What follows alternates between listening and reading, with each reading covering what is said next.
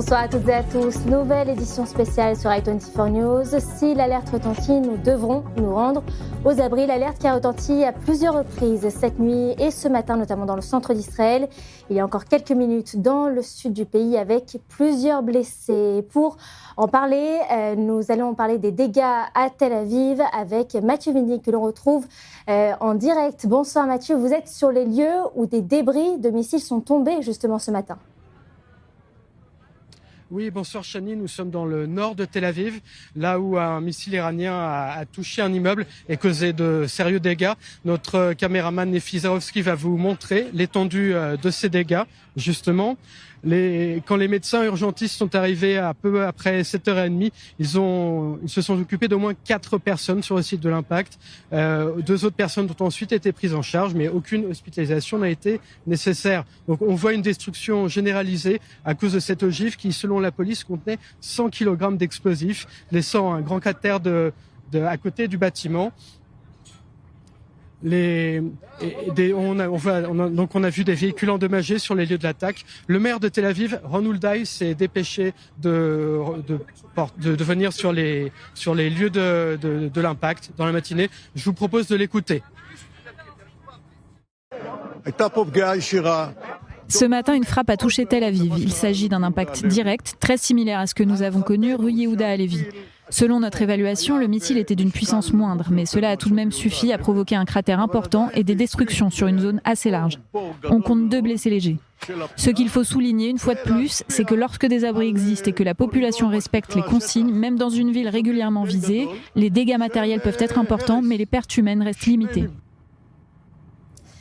Et Mathieu, on sait que depuis minuit, l'Iran et son proxy tirent régulièrement sur tout Israël. Le dernier tir en date a fait 3 blessés dans la région du Negev, la République islamique visée probablement Dimona.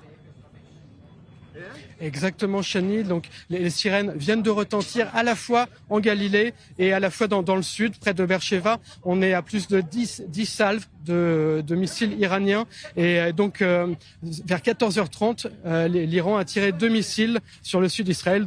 Ils ciblaient vraisemblablement Dimona. L'alerte a retenti à Beersheva, dans le pourtour de la bande de Gaza. L'interception a été réussie, mais cependant, 3 blessés ont été constatés dans le Negev, dans un campement bédouin. Il s'agirait d'un adulte et de 2 enfants. Plus tôt, l'alerte a retenti à Eilat. Il était 13h et là, aucun blessé ni impact n'ont été signalés. Vers 11h30, c'était un barrage de roquettes du Hezbollah qui a touché la Galilée. La plupart des roquettes ont été interceptées. On a constaté sinon dans la nuit un blessé léger dans la région de Haïfa. Merci beaucoup Mathieu Vindig en direct depuis Tel Aviv. J'accueille sur ce plateau Myri Mama, notre rédactrice en chef i24 News. Bonjour Myri. Bonjour. On va revenir aussi sur ces attaques qui ont visé le nord d'Israël, avec notamment une salve d'une trentaine de roquettes. Est-ce que vous avez plus d'informations ? Alors, on sait qu'une salve de 30 roquettes depuis le Liban a bien été tirée sur le nord d'Israël ce matin, ce qui a évidemment conduit à énormément pas de blessés, heureusement, mais à un branle-bas de combat, si vous voulez, des services de secours pour vérifier qu'il n'y a pas de blessés sur place. Et en même temps, l'Iran a également tiré. Donc, il y a eu, et un drone a également pénétré. Donc, vous voyez, il semble qu'il y ait de nouveau une attaque coordonnée du Hezbollah depuis le Liban et de l'Iran ce matin. Alors, on ne va pas dire que c'est un miracle qu'il n'y ait pas eu de blessés, en tout cas pas de blessés graves. Les Israéliens du Nord sont extrêmement vigilants.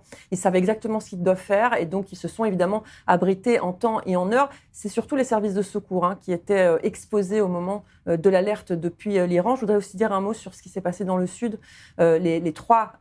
Au moins 3 blessés dans le Sud, dont un dans un état grave.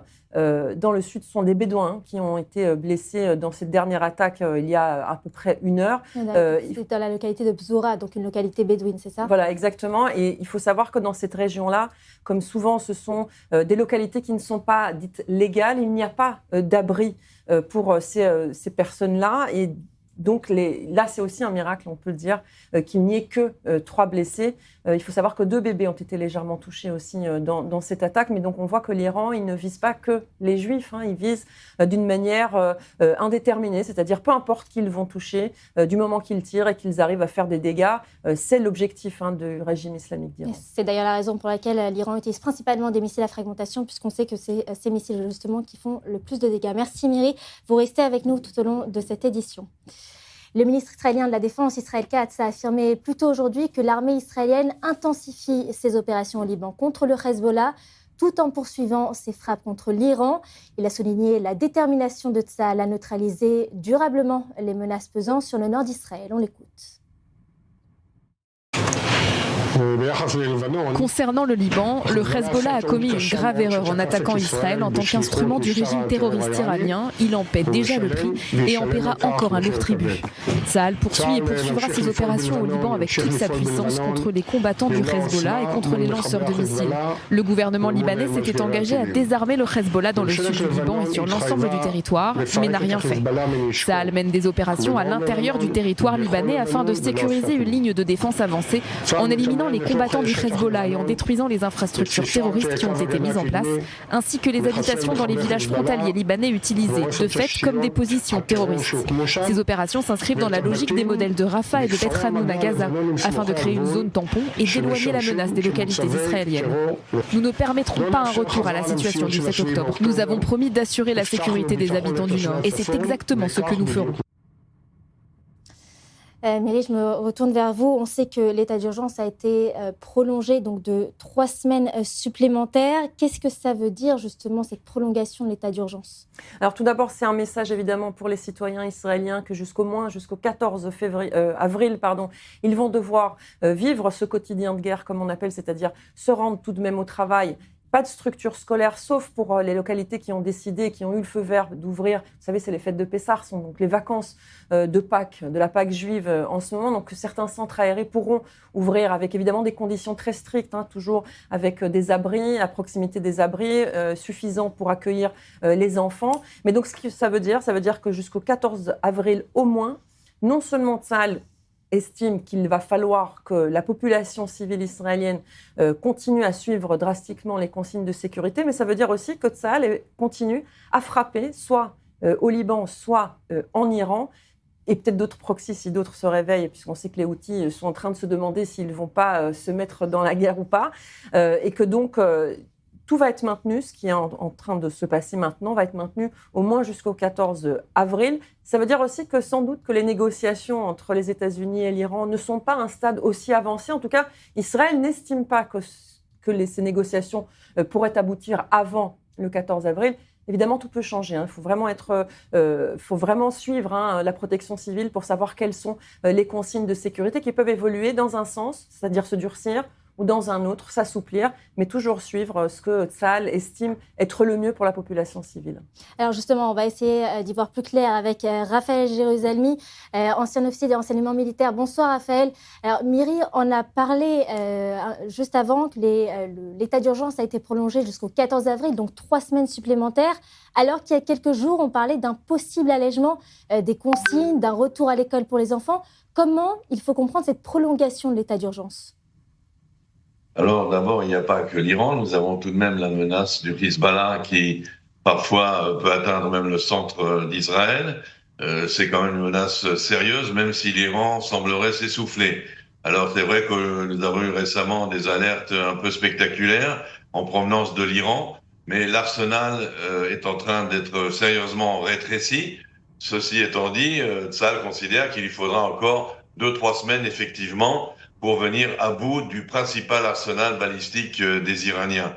Donc ça, c'est le temps militaire. Sur le temps politique, comme l'a dit Myri Maman, les négociations sont peut-être entamées, mais d'ici qu'il y ait un accord de cessez-le-feu ou autre, on est vraiment loin de cela.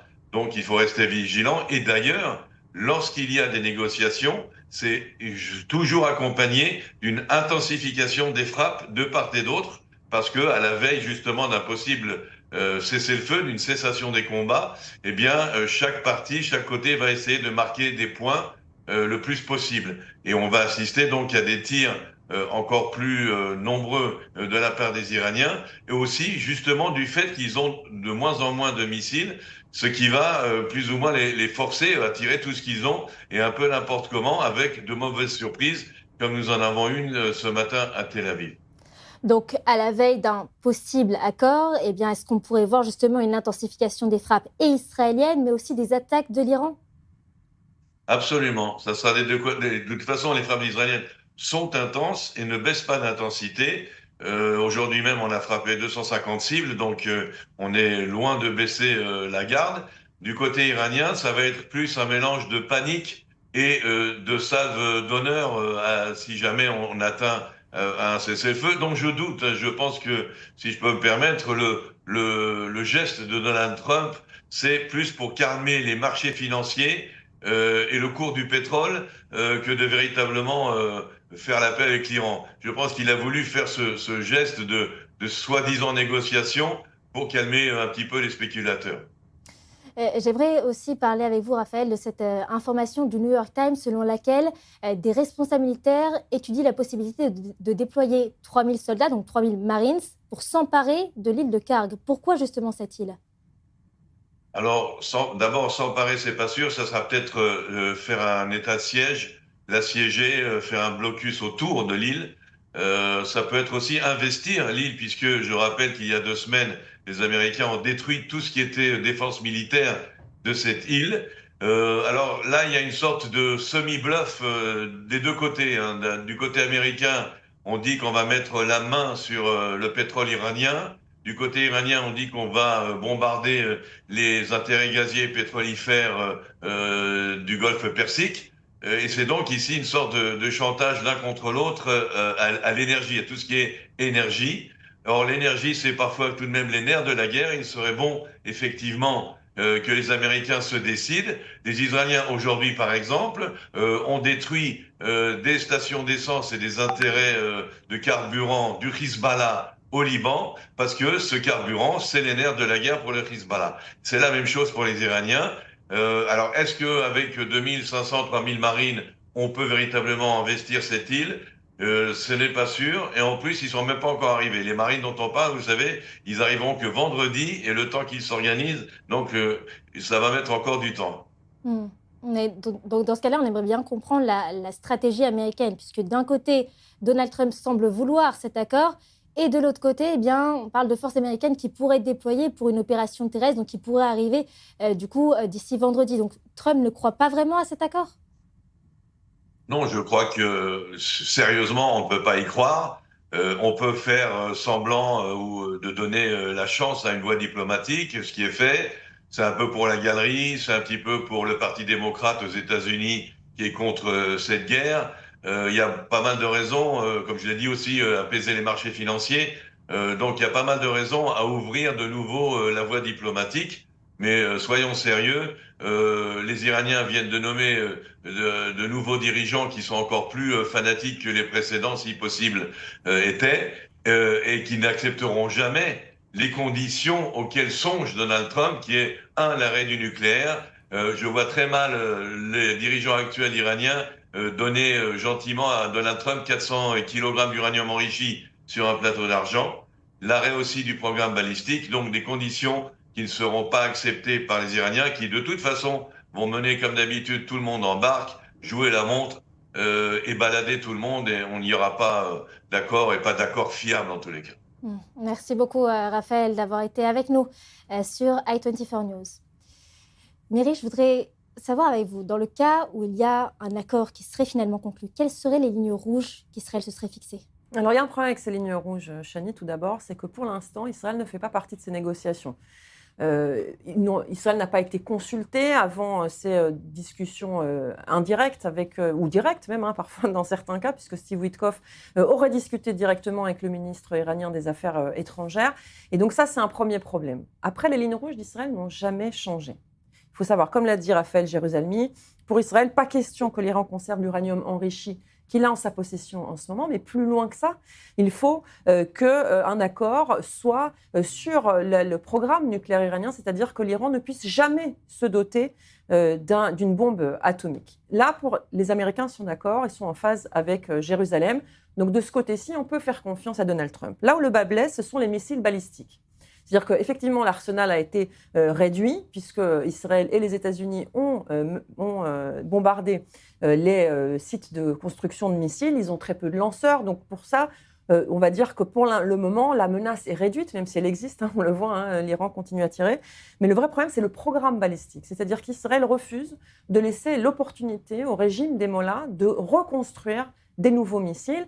Et ça, cette discussion-là, sur ces missiles balistiques, l'Iran ne veut pas en entendre parler. Vous vous souvenez, avant la guerre, quand il y avait les négociations pour essayer d'éviter cette guerre, c'était une ligne rouge des Iraniens de ne pas toucher à leur programme de missiles balistiques. Eh bien, la ligne rouge d'Israël n'a pas bougé, celle des Iraniens non plus. Donc là, il y a un problème, il va falloir voir ce que les Américains demandent. Si eux, ils demandent la fin du programme balistique, pas de problème pour Israël, il n'y aura pas d'accord avec l'Iran. Mais si les Américains s'assouplissent de ce côté-là, là, il va y avoir un problème pour Israël. Et puis, il y a une deuxième inquiétude, c'est la liberté d'action de Tsahal. Parce qu'il faut savoir qu'aussi, dans cet accord, il y a une clause, par exemple, qu'exigent les Iraniens, c'est-à-dire qu'Israël ne puisse plus attaquer jamais le régime des Mollahs, ou même le Liban, enfin le Hezbollah au Liban. Ça va poser un problème pour Israël, et ça aussi, c'est une ligne rouge. Israël exige d'avoir une liberté d'action, soit en Iran, au Liban, ou même contre les Houthis, si jamais les Houthis se réveillent, en Syrie contre les milices chiites, en Irak contre les milices chiites. Et donc ça, ce sont les lignes rouges très importantes pour Israël. Oui, en effet, donc des lignes rouges assez fermes, on le voit. Merci beaucoup, Myri. Nous sommes à présent en ligne avec Isabelle Mossakani. Vous êtes directrice des relations publiques au sein de l'association PEN-ASBL Luxembourg qui défend la liberté d'expression des artistes et des journalistes persécutés. On aimerait déjà comprendre ce que pensent les Iraniens de cette situation. On imagine leur inquiétude quand Donald Trump a menacé de cibler les infrastructures énergétiques. C'est plutôt un soulagement depuis l'annonce de Donald Trump ou c'est plutôt de la confusion ? Bonjour, merci de me recevoir. Oui, écoutez, c'est très mitigé. Alors évidemment, après plus de 20 jours de conflit, nous sommes passés par tous les états émotionnels, de la joie, de l'euphorie, de l'inquiétude énormément parce que la pression intérieure est intensément plus puissante qu'elle n'a jamais été durant 47 ans. Et à l'extérieur, nous également, la diaspora, nous sommes vraiment soumis à des menaces et des intimidations terribles, dangereuses. Certains de nos compatriotes en Europe et aux États-Unis et au Canada ont été blessés, jusqu'à même tués. Donc c'est vrai que nous vivons cette période de manière très ambiguë. Il est vrai également que nous ne sommes pas des stratèges politiques, mais on ne peut pas imaginer que autant d'investissements militaires, d'investissements financiers, autant de puissances réunies et d'efforts lancés puissent mener à des négociations avec ceux-là même avec qui on aurait pu négocier le premier jour. La veille de la première attaque, Trump a déclaré au monde entier que les négociations se passaient très bien. Donc, si vous voulez, pour être tout à fait honnête avec vous, on ne peut pas imaginer une seconde, comme votre intervenant précédent l'a dit très justement, qu'il ne s'agit pas là d'un coup de billard à 3 bandes, ce qui est la spécialité de Donald Trump, ce qui est très intelligent de sa part. On ne peut pas imaginer qu'il écarte son principal allié, Israël, de ces négociations. Or, à l'heure actuelle, les conflits continuent. Israël intensifie ses bombardements à juste titre, et réciproquement de la part des Mollahs, et je précise bien pas de l'Iran, des Mollahs. Donc c'est vrai que nous ne pouvons pas croire. Simplement, il y a une telle pression internationale. Les médias internationaux à tendance régimo-favorable mettent une pression incommensurable et sur Donald Trump et sur Israël. Et je comprends qu'il ait besoin de cette diversion pour pouvoir soit peut-être gagner du temps, soit peut-être permettre d'autres choses. Par contre, le fait que des dirigeants de la République islamique prennent depuis le premier jour contact avec l'administration de Donald Trump, notamment par le biais de M. Witkoff, c'est indiscutable, c'est certain. Mais qu'il y ait une réponse favorable, je ne peux pas y croire une seconde. Donc, pour vous, le fait qu'il y ait peut-être des pressions au niveau international et également les élections qui arrivent, les élections mi-terme aux États-Unis qui arrivent, pour vous, ça pourrait influer sur ces négociations ? Alors, ça pourrait influer dans la communication des rapports. Je pense qu'aujourd'hui, on est plus dans la communication de certaines choses parce que c'est un monde de communication. Toute la pression occidentale sur Donald Trump et Israël se fait par le biais de la communication. Or, ils ont besoin aussi d'avoir un allègement de l'opinion publique, je pense, notamment pour les mi-termes. Moi, je le vois, que ce soit en Europe ou aux États-Unis, la puissance des lobbies pro-régime islamique est d'une telle ampleur que, évidemment, l'opinion publique, même si elle est favorable à la chute du régime des mollahs, eh bien, elle ne peut pas s'empêcher d'écouter les dires de ces gens-là, de ces médias-là, qui reprennent l'Irak, la Syrie, pour exemple, pour faire peur, en fait, à leurs opinions publiques et donc déstabiliser les partis politiques. Même les républicains vont se retrouver à un moment donné sous pression de l'opinion publique si ces strates de négociation ne sont pas communiquées par l'administration de Trump. Vraiment. Merci beaucoup à Isabelle Moussakani d'avoir été avec nous sur notre antenne. Merci. Nous sommes en ligne à présent avec Mathias Inbar, notre expert des questions sécuritaires. On va parler avec vous, Mathias, de ces frappes qui se poursuivent en Iran et au Liban. Quelles sont les dernières informations dont vous disposez ?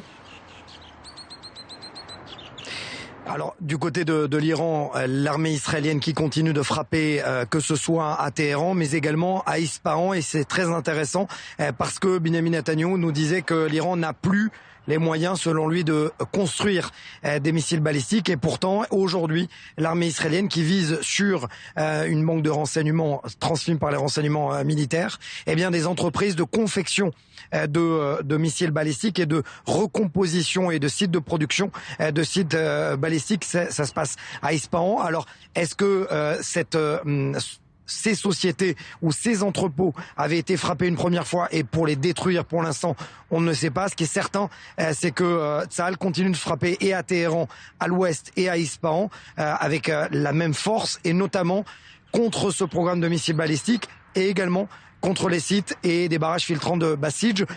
Le Mossad a de nouveau envoyé un message en farsi sur la toile en disant « Dès que vous avez la localisation de chefs de barrages filtrants de Basij ou de sites de production, envoyez-nous-les tout de suite et on agira. » Mathias, j'aimerais maintenant qu'on parle plutôt de ce qui se passe du côté du Liban avec l'armée israélienne qui poursuit ses frappes quotidiennement.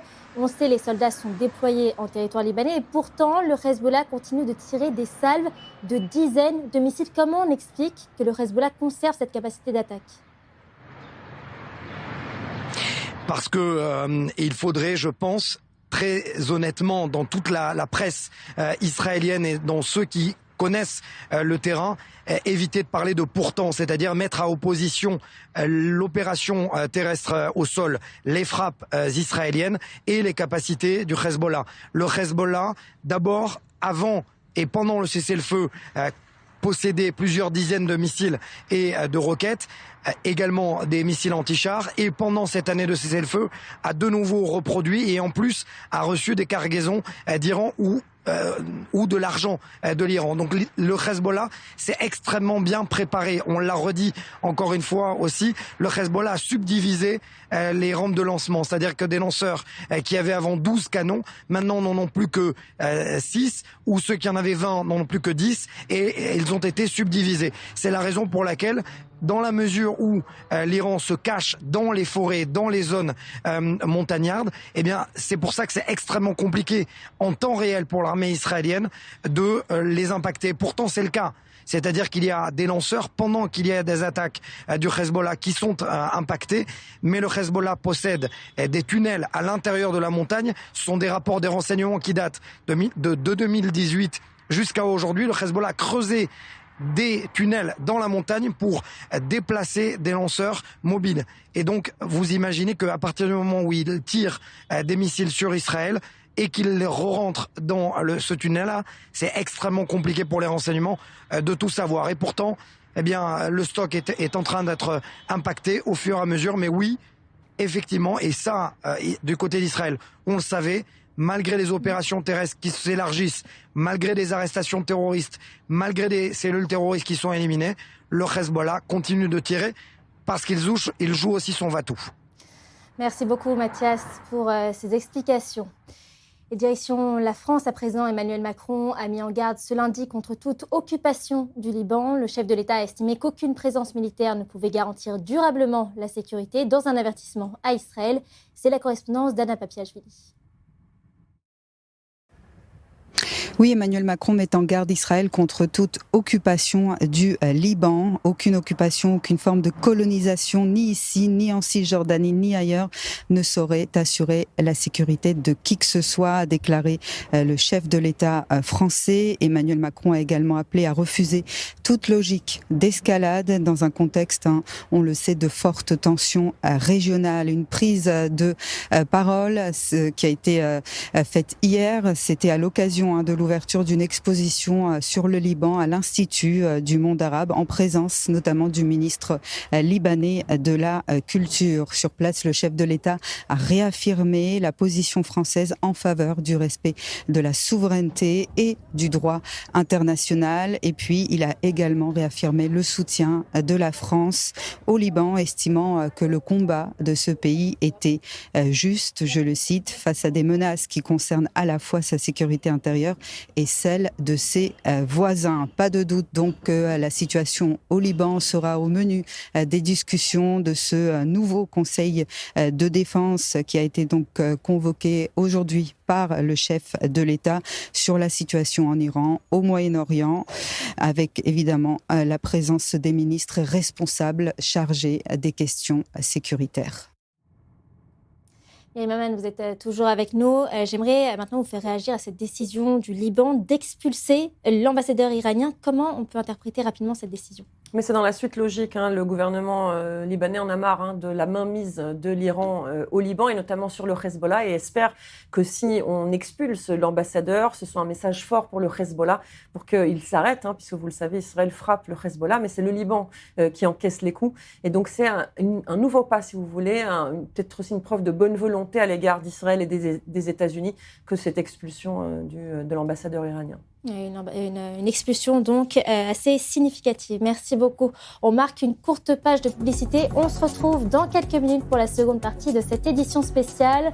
On parlera des pays du Golfe et de cette possible intervention de certains pays dans cette confrontation.